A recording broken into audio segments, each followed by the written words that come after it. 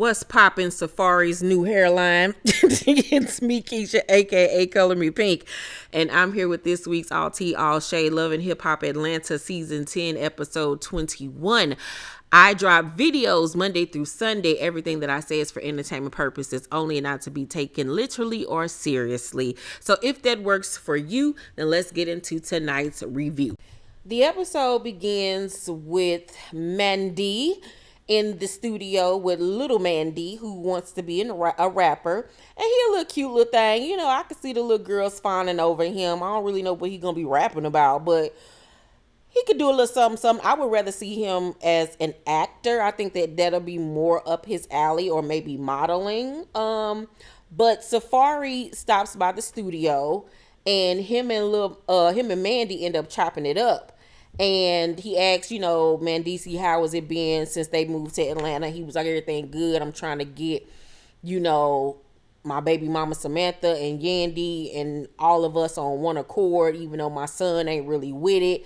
I still want us to, come together. And I'm like, if your son don't want this, then why the fuck are you pressing this, sir? It's like you want to have a confrontation because your baby mama silly. And at the end of the day, this is not something that your son wants, so leave it the fuck alone. Are you bored? So they end up talking about, fatherhood, and Safaree was like, he love his children and everything, but how his son Legend don't look like him. And Mandisa was like, he looked just like your daughter. Like, you got to wait till his features and stuff come in. He was like, have you taken a paternity test? He was like, I ain't gonna lie, the thought has come across my mind. And it's because when he and Erica got pregnant with Legend, he said they weren't even on good terms. And remember, she came on the show talking about she was 6 months pregnant before she told him that dumb bullshit. So, at this point, it's like he want to get a paternity test on a little boy. I mean, you can look at the little boy and tell that he's Safaree. I don't know if they actually go ahead and do this. Literally today, the little boy and Maji are at his home with him. It seems like him and Erica have been able to co-parent and, swap the kids back and forth. So it's obvious that the little boy is his.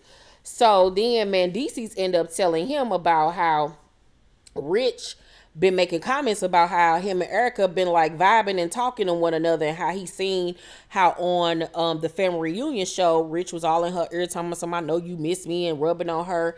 And Safaree was like, thanks for letting me know. I'm gonna holler at him about that, because it's just certain things that you don't do. I don't agree with that in this situation, because you and Rich aren't friends like that. Rich had her before you, so he don't owe you nothing. If they decide to slide back and do whatever, that's their business. And at this point, I wouldn't even address anything like that when it comes to Erica, because it just feeds into the notion that you want her back. And if that's not what you want, then leave that girl alone and let her go ahead and do whatever the fuck she gonna do. I wouldn't even have hyped myself up over that bullshit, because you already know how that's going to play out. Even if they did get back together, it's a recipe for fucking disaster. So we then see my girl Sierra. She meets up with her bestie and a testy, her girlfriend named Jody. And they sit down and talk, and her friend is like, girl, I'm so sorry that I missed the engagement. So we find out that Eric proposed to her during Christmas with I think 11 or 12 karat ring. The ring is beautiful, blinged out, gorgeous. But of course, Sierra can't never be happy about nothing. She is just a complainer. She is just miserable. Oh my God. So she get to talking about, I don't know, friend. Me and Eric be like in a power struggle. Like in my past relationships, I'm used to being the boss, and it's like we fighting for dominance. And I just feel like I'm losing myself. And we just need to get on one accord, because he want to be the alpha and I want to be the alpha, and two people can't be the alpha. What you think, friend?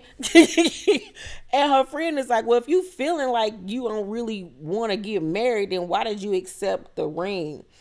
And she was like, I mean, I feel like we could work out because I do love Eric. It's just, like I said, friend, I feel like I'm going crazy. Like I'm losing myself and I'm just not happy. Like I'm just sad. She was like, maybe I need to talk to a therapist or something.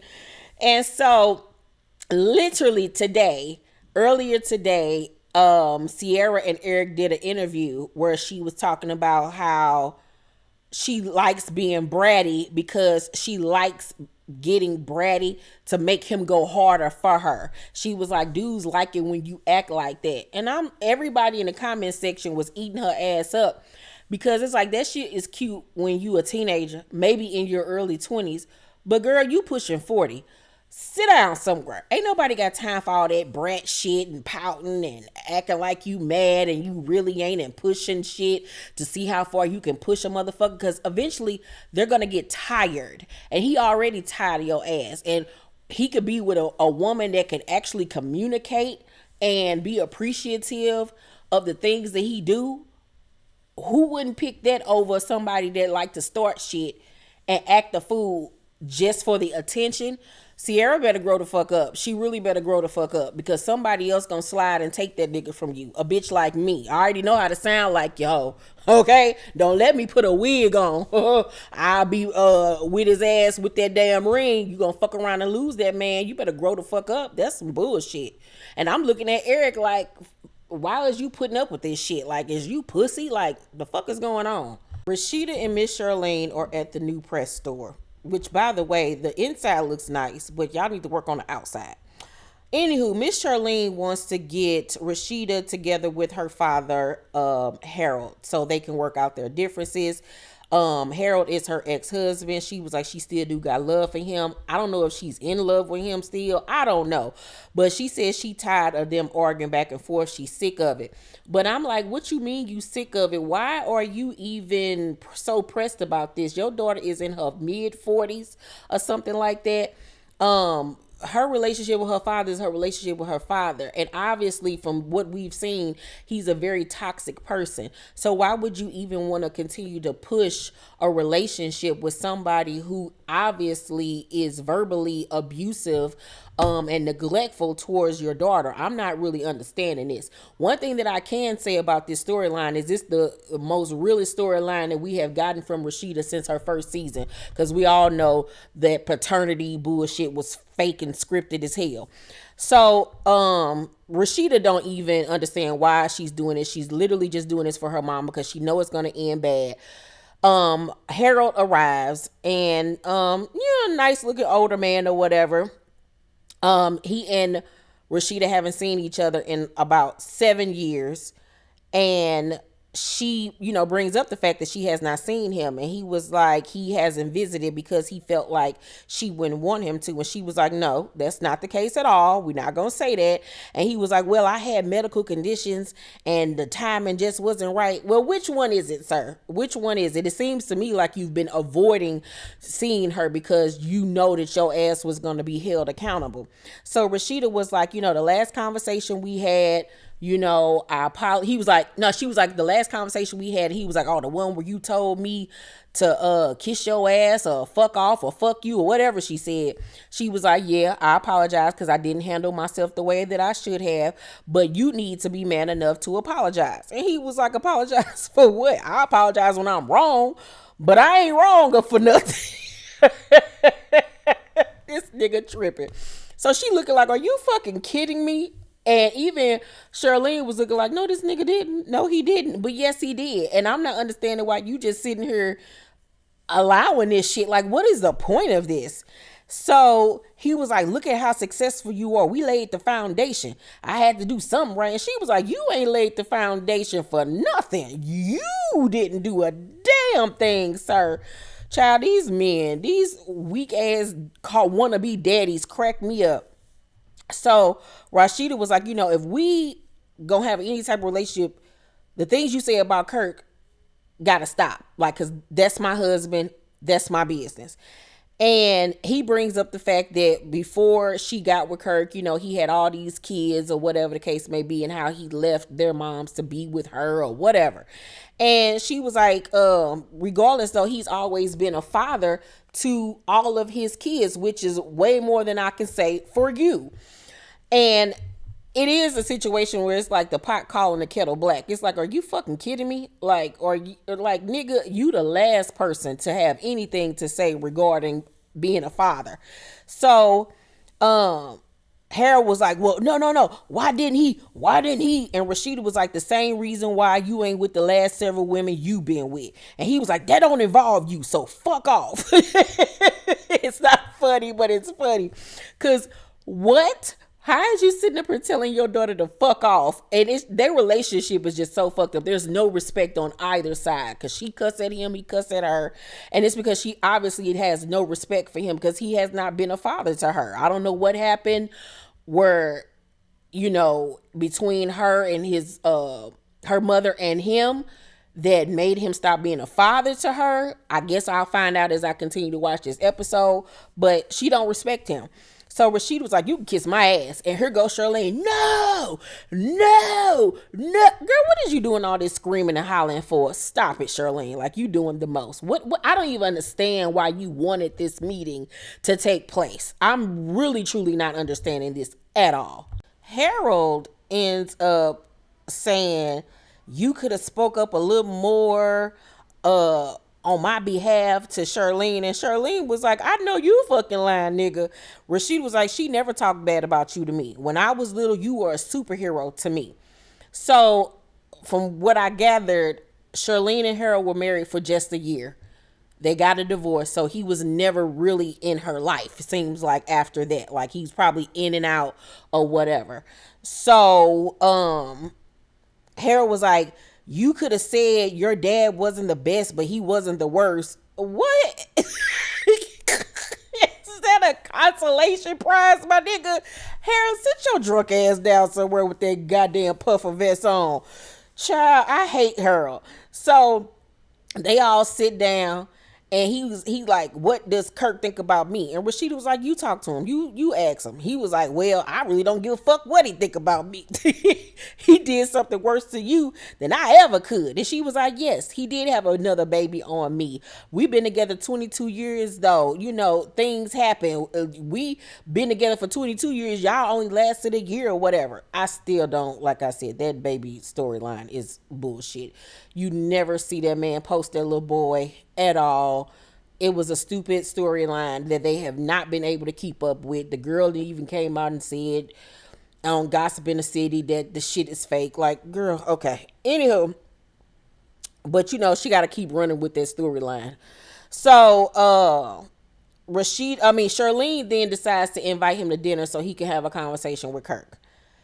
And he was like, all right, I'll talk to the motherfucker. Like he doing somebody a favor. She talks, I come pick you up.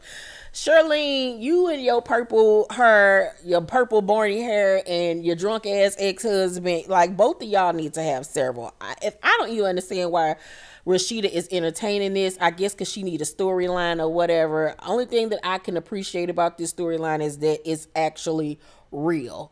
And we haven't, like I said, gotten anything real from Rashida in years.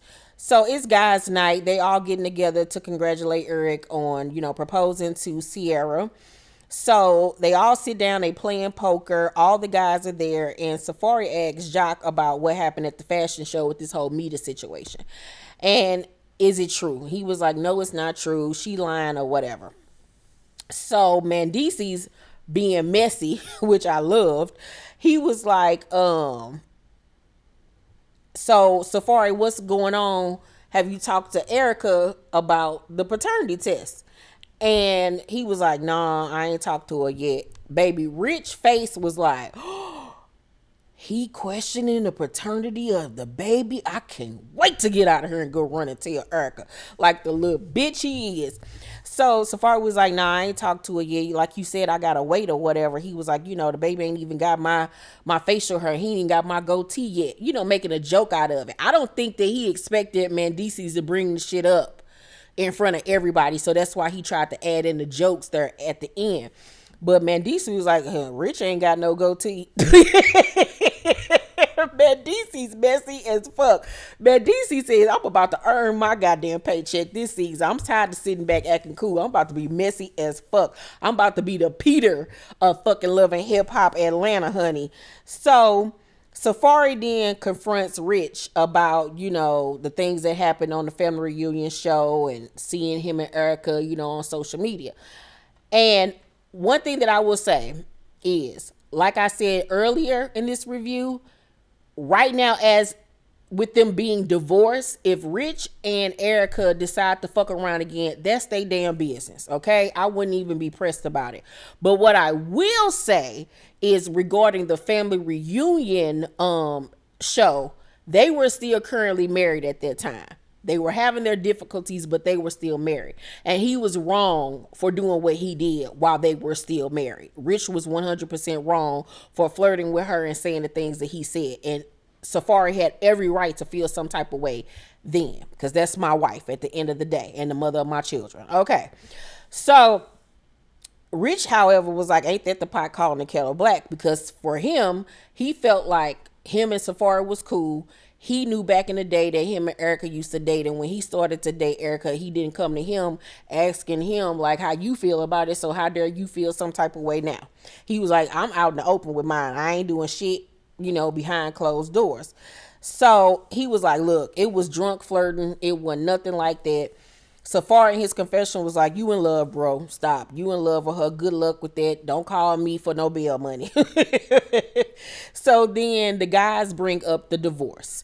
And Scrappy was just like, when me and the band was going through our stuff, and I thought we was going to get a divorce, I just kept thinking about, another nigga being around my kids and how that would affect me. And it's like Safaree thinking about all of this stuff, and he just clicks out and throws the poker chips and then tries to throw the chair. He throws the chair, but the chair said, bitch.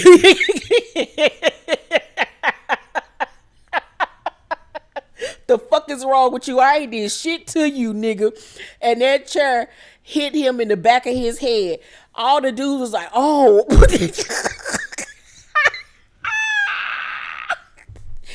That shit was funny as hell. But Safaree had to, keep on being mad and play the shit off like his head wasn't hurting. I know the nigga had a concussion. I know he had a mild concussion and had to go to the emergency room, and he couldn't sleep for the rest of the night, child. So he ended up skirting off and leaving because he and his feelings now realizing that, damn, at some point this bitch gonna have another nigga around my goddamn kids. What the fuck? So Kirk in his confession was like, I don't think divorce really hit him literally until now. And I feel sorry for my boy. I really honestly do. Apparently that same night, Rich hit Erica up to meet ASAP because he wanted to talk to her. So they go to like this little winery or whatever and meet up, and this nigga didn't change his outfit if it was the same night. I don't know if it was actually the same night or not, but he changed his outfit, and the outfit he had on to meet Erica was way better than the one he had on when he was with the guys. So if he did in fact meet up with her that night, he tried to get cute for his ex-boo thing. So they sit down and have a conversation, and he tells her that a DNA test might be on her horizon. And that vein in that forehead get to popping out. And Erica was like, I can't believe that he would even say some shit like that. She was like, I'm not going to even get riled up. I'm going to ignore this one. And I agree with Erica on this. Like, how far are we going to actually take this, my nigga? Like, now you questioning the paternity of our child. Like, what the fuck is going on? Like, really, what in the hell is happening here? So Rich was like, I'm riding with you regardless. I just bet you are. So then we see Sierra throwing Renni a little slumber party with all the girls because, she just want to do something nice for her because, that's her new friend. So Sierra, Erica, the Bam, Kendra, and Spice all come. I wonder where Carly was. Was she not invited? Like, what's going on? We barely have seen Carly this season. So before Renni gets there, the girls are sitting down having a conversation, and we learn that Sierra, Erica, and the Bam have made up, and they congratulate her on her engagement. And so she's showing the girls her ring. And the band was like, how many of you bitches can say you've been proposed to twice in the same year? And I was like, God damn. She was proposed to twice in the same damn year. Shit, I'm up here talking shit about her ass. Maybe I'm doing something wrong. Shit, maybe I do need to be bratty and talk in a baby whiny ass voice. Shit, obviously this bitch doing something right. So I'm gonna take Sierra fucking lead on this one. Shit, instead of doing them money marketing classes, she needs to be doing classes on how to get a nigga to propose to you. I can't even get one of these niggas to take me to Fridays for a 2 for 20, god damn it. So Renni ends up coming, look really cute, and they sitting down talking, and Erica brings up the whole DNA test that Safaree won or whatever, and they get to talking about, you know, kids, and Renni is like, you know, I got my dude got like 6 kids or whatever, and Kendra was like, well child, mine got 8 and shit, maybe a possible. So they like, huh? And she was like, yeah, you know, after the engagement, you know, we took a break and he got somebody else pregnant. And Erica was like, so you knew about it? She was like, yeah. And she was like, well, why you act like you didn't? Like, what was the point of you sitting there lying?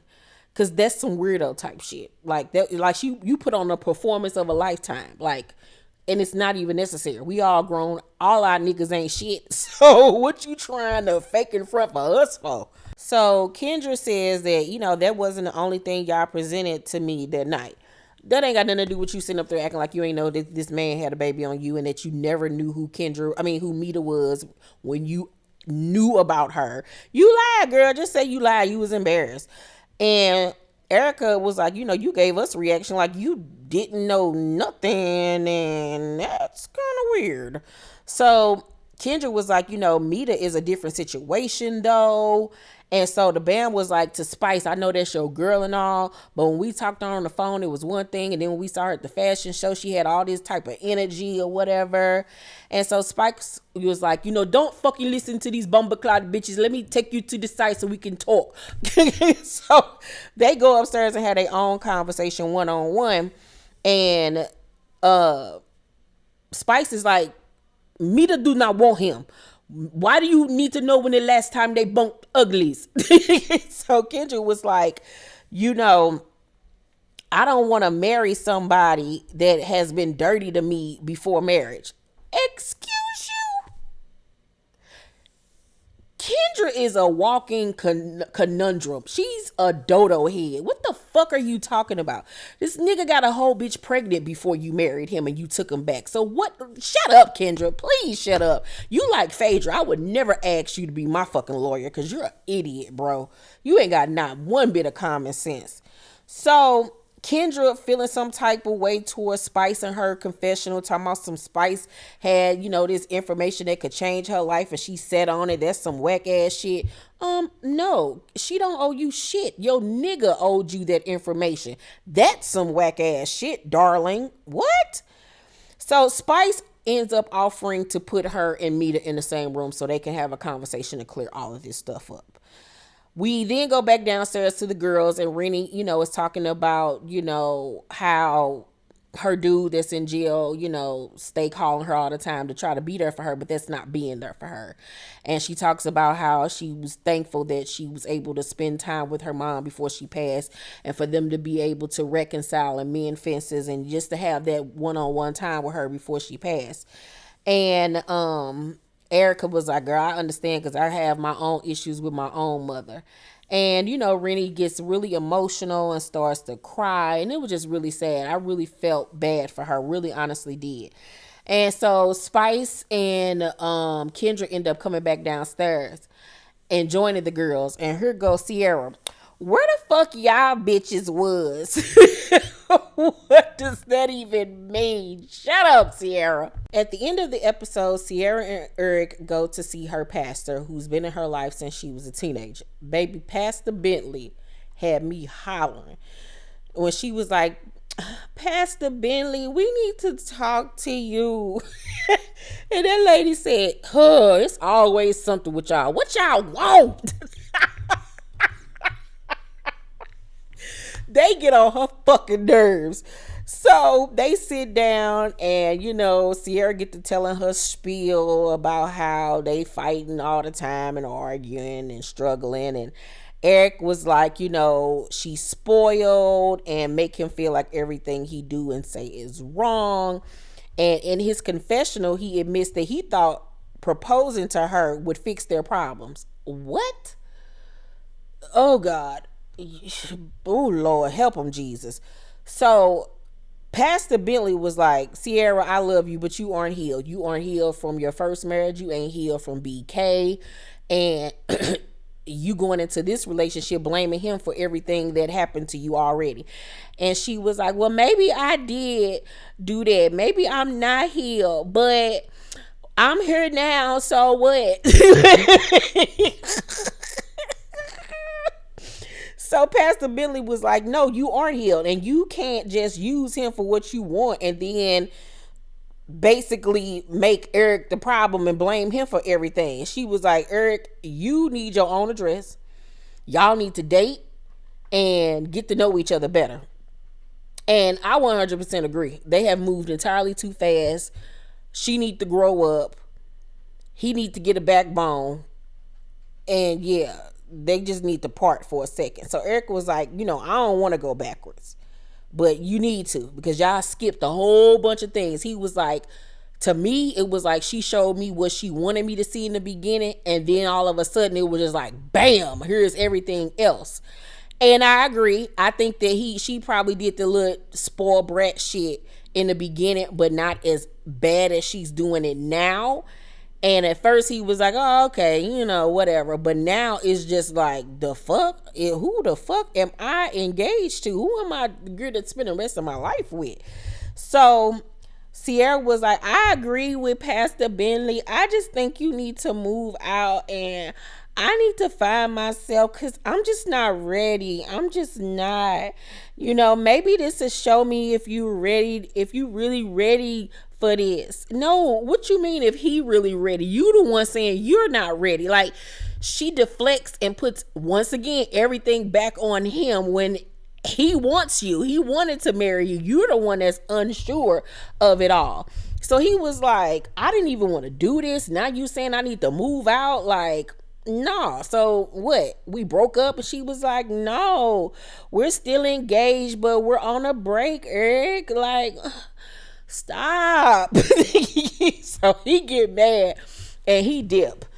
Yeah, this is a recipe for disaster. I don't see them working out if things continue on the way that they are. And like I said, literally today she was saying in an interview that being bratty is something that women should do in a relationship. I don't see them working at all.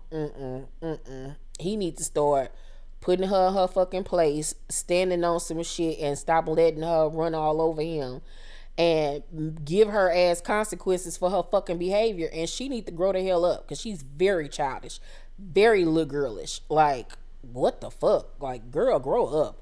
Overall, though, I give tonight's episode an A. Tonight's episode was great. From the Safaree situation to Kendra telling the truth finally, to Sierra being a spoiled brat, to Safaree hitting himself in the head with the chair, to Rashida and her daddy confronting each other. Great episode. One of the best, if not the best so far of this season. And it seems like next week's episode is going to be equally as good, which I'm excited about.